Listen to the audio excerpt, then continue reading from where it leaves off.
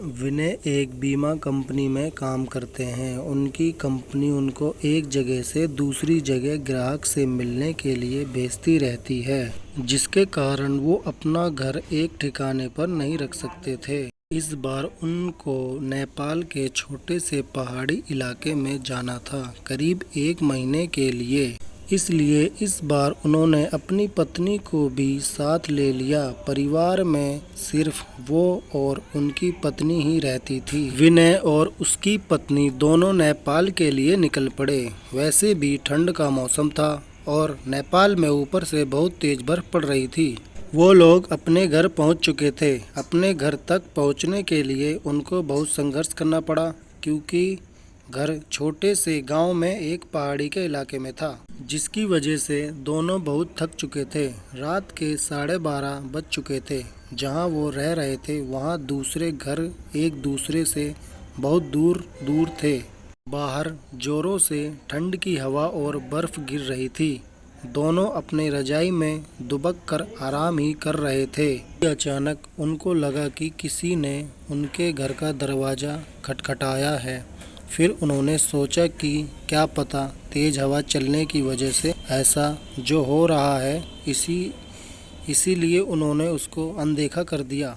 अगली सुबह विनय जिस काम के लिए आया था उस काम के लिए निकल पड़ा। उसकी पत्नी घर में अकेले ही थी। उसको समझ नहीं आ रहा था कि वो घर में बैठे वक्त कैसे बिताए। उसने सोचा कि चलो क्यों ना बाहर जाकर ही कुछ देख लिया जाए। बाहर ठंड तो थी पर हवा नहीं चल रही थी, इसीलिए उसने अपना स्वेटर पहना और बाहर निकलने को तैयार हो गई। जैसे ही उसने अपना घर का गेट खोला, वैसे ही देखती है कि घर के पास बने एक खम्बे के पीछे एक छोटा सा बच्चा खड़ा है, जो उसको चुप चुप के देख रहा था। विनय की पत्नी ने उसको अपनी ओर बुलाया, पर वो नहीं आया और वहाँ से भाग गया। अगले दिन भी कुछ ऐसा ही हुआ। वो लड़का उसको फिर से घूरे देखा जा रहा था। इस बार उसकी पत्नी ने उस बच्चे को पकड़ लिया और पूछा कि तुम यहाँ क्या कर रहे हो। उस बच्चे ने कुछ नहीं बोला और ना ही कुछ बताया। विनय की पत्नी ने उससे उसके घर के बारे में पूछा, तब भी वो कुछ नहीं बोल रहा था। आखिर में उसका नाम पूछने पर उसने अपनी धीमी सी आवाज़ में अपना नाम सूर्य बताया और फिर वहाँ से भाग गया। उसको उसका व्यवहार कुछ समझ नहीं आया। ये सिलसिला ऐसे ही चलता रहा। वो बच्चा रोज़ उसको खम्बे के पीछे से निहारता रहता था। उस दिन रविवार की रात थी। दोनों घर में अंगीठी के सामने आग ताप रहे थे, क्योंकि बाहर की हालत बहुत ख़राब थी। इतनी ख़राब कि कोई थोड़ी देर के लिए बाहर निकल जाए तो उसकी जान चली जाए। अचानक दरवाज़ा किसी ने खटखटाया। उन दोनों को फिर से लगा कि शायद हवा की वजह से ऐसा हो रहा है।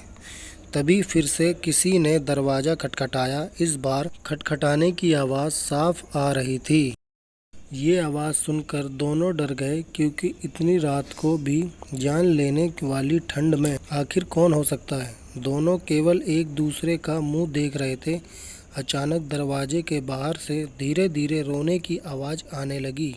तभी विनय ने ज़ोर से आवाज़ में बोला, कौन है बाहर। कुछ देर तक आवाज़ तो नहीं आई, पर बाद में एक धीमी सी आवाज़ आई, दरवाज़ा खोलो, कृपया करके दरवाज़ा खोलो, बहुत ठंड है। ये आवाज़ किसी छोटे बच्चे की थी। अभी विजय की पत्नी को आवाज़ जानी पहचानी लगी। उसने कहा कि ये तो वही बच्चे की आवाज़ लगती है जो रोज़ घर के बाहर खड़ा रहता था। विनय की पत्नी ने कहा कि हमें उसे अंदर लाना चाहिए।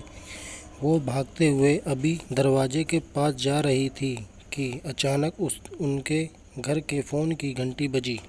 फ़ोन एक पड़ोस में रहने वाली औरत का था, जिससे आज ही विनय की पत्नी मिलकर आई थी। विनय की पत्नी ने फ़ोन उठाया। वहाँ से उस औरत की आवाज़ आई, हेलो जी, मैं आपको बताना भूल गई थी कि अगर आपके घर के बाहर कोई भी दरवाज़ा खटखटाए तो उसको मत खोलना। विनय की पत्नी ने कहा कि अभी मेरे घर से बाहर एक बच्चे की आवाज़ आ रही है। जो दरवाज़ा खोलने को कह रहा है। तभी उस औरत ने कहा कि नहीं, आप बिल्कुल मत खोलना। वो असल में एक आत्मा है।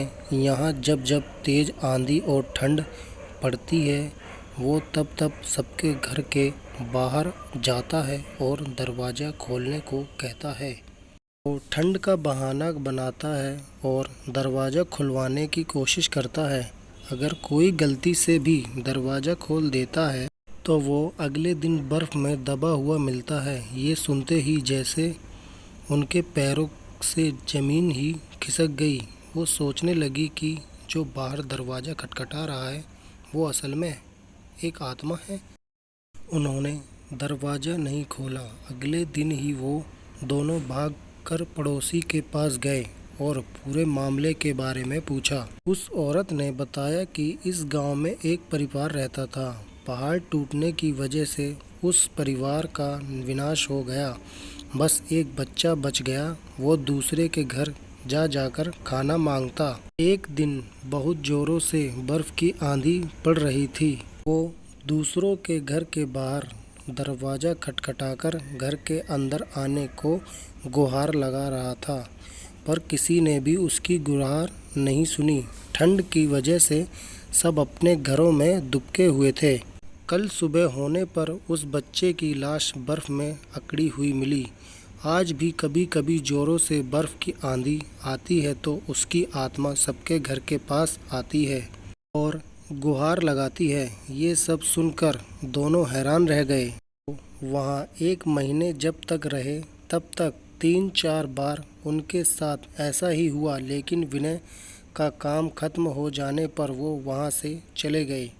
पर विनय की पत्नी में दिमाग में एक रहस्य हमेशा बना रहा कि उस घटना के बाद जो बच्चा उसे रोज़ घर के बाहर दिखता था वो कभी नहीं दिखा।